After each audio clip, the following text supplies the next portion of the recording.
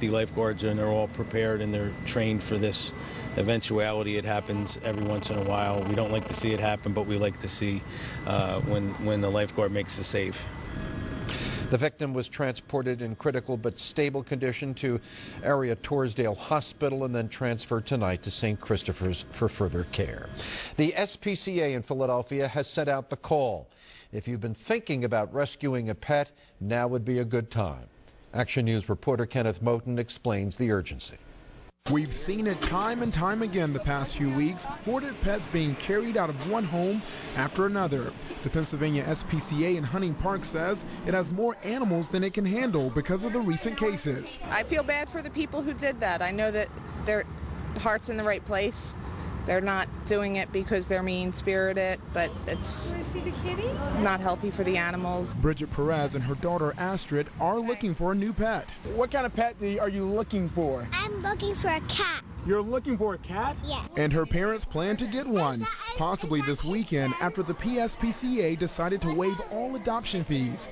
People can typically pay anywhere from $10 to $275 to adopt an animal, so it's definitely a good deal. And the free adoptions are available on Erie Avenue and at the Animal Control Shelter on Hunting Park Avenue from 8 a.m. to 8 p.m. So I hope a lot of people take the advice of SPCA and come on down. Just this past week, SPCA officers discovered 29 cats and 1 dog inside this home street in southwest Philadelphia.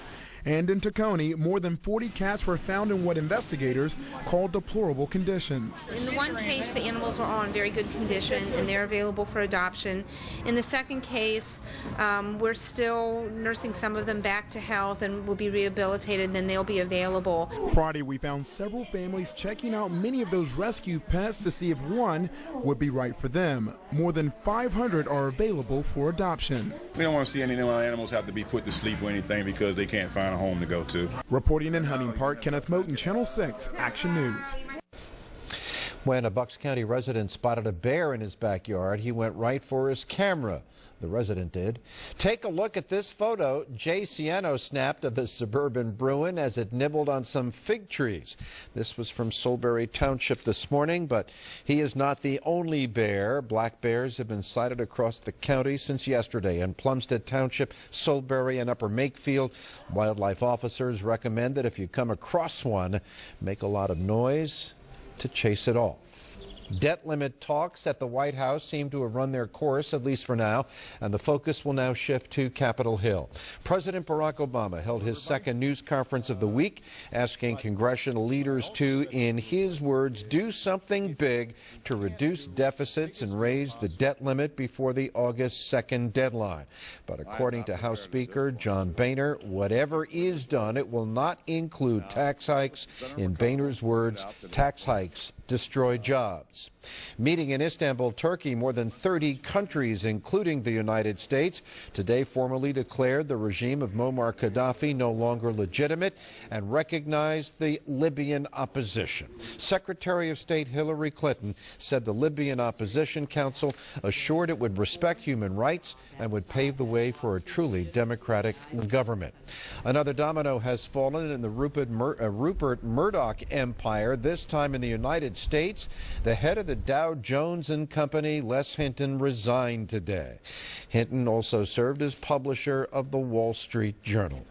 And Rebecca Brooks, the chief of Murdoch's British newspaper division, also quit today. Several Murdoch newspapers, especially the News of the World, have been implicated in a phone hacking scandal. Murdoch today visited the family of murdered schoolgirl Millie Dowler, whose phone was hacked by the News of the World in 2002. Murdoch emerged from the meeting with these words. The founder of the company, I was appalled to find out what had happened. And I apologize, and I have nothing further to say. Allegations surfaced last week that the News of the World hacked not only the Dowlers, but politicians, celebrities, and most heinously, the families of dead British soldiers. Still to come on Action News tonight, Star Power. Ryan Seacrest and Selena Gomez come to Philadelphia on a mission at Children's Hospital. And a Philly starting the second half of the season with a statement. Keith Russell with some impressive stats tonight. Well, plenty of sunshine today. A seasonable high of 87 degrees. We will warm up for the weekend and get